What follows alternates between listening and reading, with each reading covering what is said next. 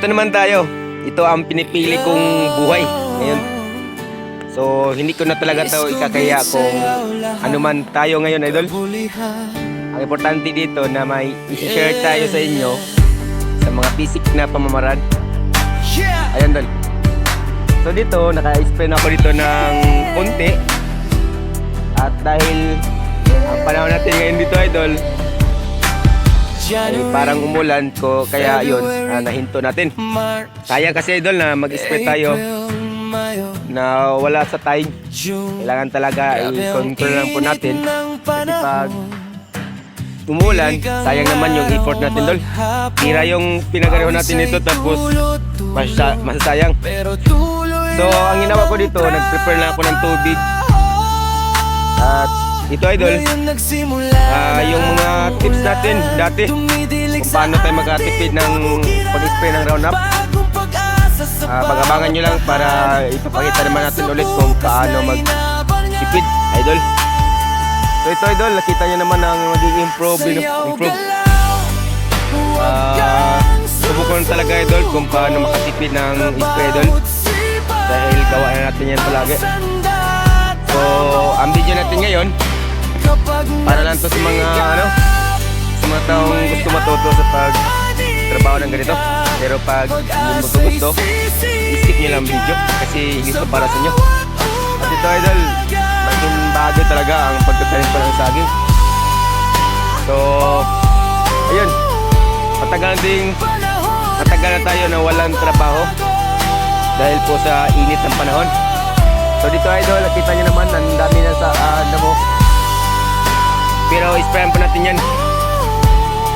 Yan, nasa-prepare yan. Isprayan natin ito ngayon. Hindi pala ngayon kasi umulan, parang umulan eh. Ito, isprayan natin ito.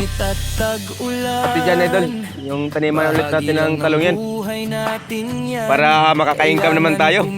Kasi yung bulsa natin, idol, butas na talaga.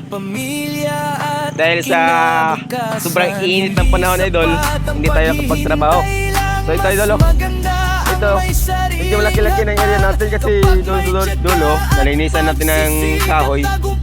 Naniman natin yan ng sitaw at saka kalabasa para sa mga dumadaan. Pwede nila kunin yun para sa mga DIY. Ayan, dito, nakaprepare naman to. May mga buto sa idol. Napahinta lang natin kasi ang tigas na rin ng lupa. Kaya yun, hindi na tuloy-tuloy yung pagbutot natin dyan. Pero kita nyo naman, idol, isa rin sa pamamaraan tulad yung Stevie, bakit hindi nakapagtanim ng maaga nung unang ulan, idol. Dahil po ang ginagawa ko dito, ito, pinaano natin yung mga similya.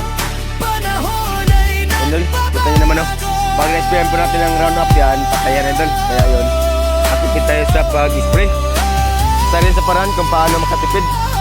Kasi pag nag-spray tayo ng tag-init, pagkasing sa ulan, umubo talaga yung mga similya.